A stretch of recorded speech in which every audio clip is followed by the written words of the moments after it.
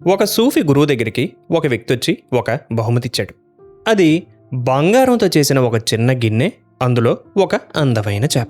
ఆ సాధువు ఆ గిన్నెని, అందులో ఉన్న చేపని చూసి, అయ్యో పాపం, ఈ చేపకు ఫ్రీడమ్ లేకుండా పోయింది, పాపం ఈ గిన్నెలోనే అటు ఇటు తిరుగుతుంది, గిన్నె ఎంత బంగారందైనా సరే ఫైనల్లీ దానికి ఒక జైలు లాంటిదే కదా అని బాధపడి వెంటనే ఆయన ఆ గిన్నెను పట్టుకుని దగ్గరలో ఉన్న ఒక పెద్ద సరస్సు దగ్గరికి వెళ్ళి ఆ చెరసాల లాంటి గిన్నె నుండి ఆ చేపని విడిపిస్తున్నందుకు ఎంతో ఆనందపడుతూ దాన్ని ఆ సరస్సులోకి వదిలేశాడు. అమ్మయ్య, ఎప్పటికైనా ఈ చేపకి ఈ విశాలమైన సరస్సు దొరికింది, ఇప్పుడు దానికి నిజమైన స్వేచ్ఛ లభించింది, ఇప్పుడది దానికి నచ్చినట్టు ఎటు కావాలంటే వెళ్ళగలదు అని అనుకుని, ఇక ఈ ఖాళీ గిన్నెతో కూడా నాకేం పని అని ఆ గిన్నెను కూడా ఆ సరస్సులోకే విసిరేశాడు. అయితే మరుసటి రోజు ఉదయం ఎంత విశాలమైన సరస్సులో ఆ చేప ఎంత స్వేచ్ఛగా ఈదుతుందో చూద్దాము అని ఆయన మళ్ళీ ఆ సరస్సు దగ్గరికి వెళ్ళాడు. కానీ అక్కడ జరిగిన దృశ్యం చూసి ఆయన ఆశ్చర్యపోయాడు. ఆ చేప సరస్సులో ఈదడం లేదు, మరి ఎక్కడుంది? నిన్న సాధువు బంగారు గిన్నెను కూడా సరస్సులోకి విసిరేశాడు కదా, ఆ సరస్సు అడుగున పడి ఉన్న ఆ బంగారు గిన్నెలోకే వెళ్ళి మళ్ళీ కూర్చుంది. అసలు ఆ చేపకేమైంది? ఇంత పెద్ద సరస్సున్నా ఎందుకది తిరిగి ఆ పాత గిన్నెలోకే వెళ్ళిపోయింది? ఎందుకంటే అది ఎన్నాళ్ళు అందులోనే బ్రతికింది. ఆ గిన్నెనే అది తన సొంత ఇల్లులా భావించడం సాగింది. బట్ ఈ సాధువేమనుకున్నాడు? ఆ గిన్నె చేపకు ఒక జైల్లాగా ఉంది కదా అని అనుకున్నాడు. కానీ ఆ చేప అలా అనుకోలేదు. ఎందుకంటే ఆ చేపకి ఆ సరస్సులో ఉన్న అనంతమైన స్వేచ్ఛను చూసి భయం వేసింది. ఇంతే కదా, ఇదేం కదా అప్పుడే అయిపోయిందా అని అనుకుంటున్నారా? చేప కథ అయితే ఇంతే. కానీ ఇక్కడి నుంచే మీ కథ స్టార్ట్ అవుద్ది. ఈ కథ విని మనం ఆ చేపను చూసి నవ్వుకుంటాం, దానికి తెలివి లేదు, బుర్ర తక్కువ చేప, ఫ్రీడమ్ వాల్యూ తెలియదు దానికి అని. కానీ ఒక్క నిమిషం ఆగి ఆలోచించు. ఆ బౌల్లో ఉన్న చేప ఎవరో కాదు, నువ్వే.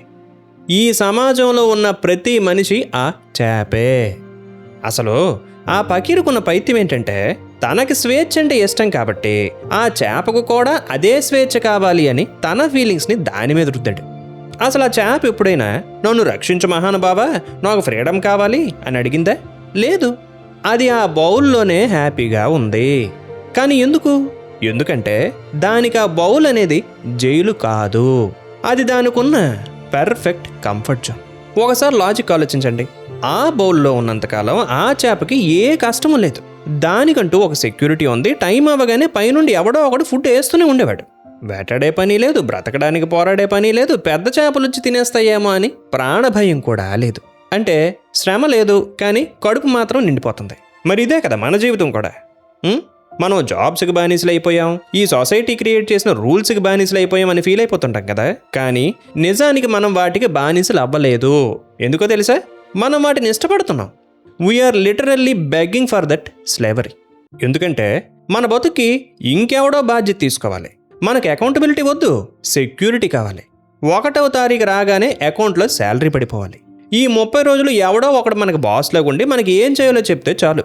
సంఖ్యలు ఇనువుతో చేస్తే దాన్ని బానిసత్వం అంటాం. కానీ అవే సంఖ్యలు బంగారంతో చేసి దానికి మంత్లీ శాలరీ అనో, సెక్యూర్డ్ లైఫ్ అనో, సమాజం అనో పేరు పెడితే మురిసిపోయి మనమే మన చేతుల్ని ముందుకు చాపుతాం. జైలు గోడలు మట్టితో కడితే పగలగొట్టాలనిపిస్తుంది, కానీ అదే గోడలు బంగారంతో కట్టి లోపల ఏసీ పెడితే ఆ జైలునే స్వర్గం అనుకొని బతికేస్తాం. ఆ చేప చేసింది కూడా అదే. సరస్సులో ఏముంటుంది? అనంతమైన స్వేచ్ఛ. కానీ ఆ స్వేచ్ఛతో పాటే ఒక భయంకరమైన బాధ్యత కూడా వస్తుంది.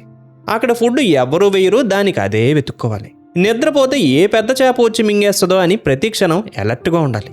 అఫ్కోర్స్ అక్కడ దానికి బాస్ అనేవాడు ఎవడు లేడు, కానీ సర్వైవల్ అనే రిస్క్ ఉంది. స్వేచ్ఛ అనేది ఎప్పుడూ ఒంటరిగా రాదు, అది రెస్పాన్సిబిలిటీతో వస్తుంది. కానీ మనిషికి ఆ రెస్పాన్సిబిలిటీ ఇష్టం లేదు. బానిసకి రేపటి గురించి భయం అక్కర్లేదు, ఎందుకంటే వాడేం చేయాలో యజమాని చూసుకుంటాడు. స్వేచ్ఛగా ఉన్నవాడికే రేపేం జరుగుతుందో అని భయం. ఆ రేపటి భయాన్ని మోయలేకే మళ్ళీ మనకి మనమే స్వయంగా వెళ్ళి ఆ బంగారు బౌల్లో దూకేస్తాం. అయితే ఇది ఒక్కటే రీజనా? కాదు, దీని వెనుక ఇంకొక లోతైన సైకలాజికల్ ఫ్యాక్ట్ ఉంది. ఆ బౌల్లో ఉన్నంతసేపు ఆ చేపకి ఒక ఐడెంటిటీ ఉంటుంది.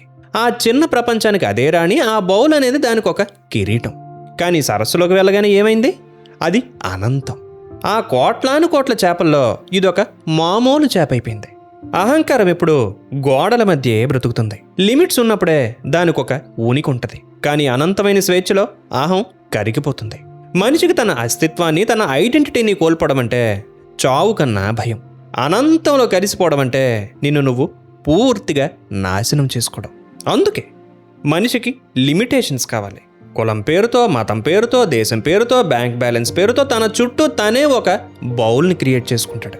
మనం ఏడుస్తున్నది బానిసత్వం గురించి కాదు, ఆ బానిసత్వంలో ఉన్న క్వాలిటీ గురించి. మనకి కంఫర్టబుల్గా ఉండే బానిసత్వం కావాలి. జైలులో ఫుడ్ బాగాలేదని గొడవ చేస్తాం తప్ప అదే గొడవ జైలు గోడల్నే బద్దలు కొట్టడానికి చెయ్యం. నీకు నిజంగా స్వేచ్ఛ కావాలా? నీకు ఫ్రీడమ్ కావాలా? అయితే ఒక నిజం తెలుసుకో, స్వేచ్ఛ ఉచితంగా రాదు. దానికి చెల్లించాల్సిన మూల్యం నీ పాత అస్తిత్వం, నీ ఐడెంటిటీ, నీ కంఫర్ట్ జోన్. సరస్సులోకి వెళ్ళాలంటే ఈ బంగారు బౌల్ని వదిలేయాలి, సెక్యూరిటీని వదిలేయాలి, ఎవరో వస్తారు ఏదో చేస్తారు అన్న భ్రమల్ని తగలబెట్టాలి. ప్రతి క్షణం నీ జీవితానికి నువ్వే 100కి 100% బాధ్యత తీసుకోవాలి. ఆ దమ్ము, ఆ తెగింపు నీలో ఉంటే అప్పుడు మాట్లాడు స్వేచ్ఛ గురించి. లేదంటే ఆ బంగారు బౌల్లోనే గుట్టు చప్పుడు కాకుండా పడుండు. ఊరికి ప్రతి దానికి ఫ్రీడమ్ ఫ్రీడమ్ అనే పదాన్ని వాడి దాన్ని అవమానించుకో. ఆ చేపకు ఆ తెగింపు లేదు, బౌల్లోకి వెళ్ళిపోయింది. మరి నీకు ఆ తెగింపు ఉందా?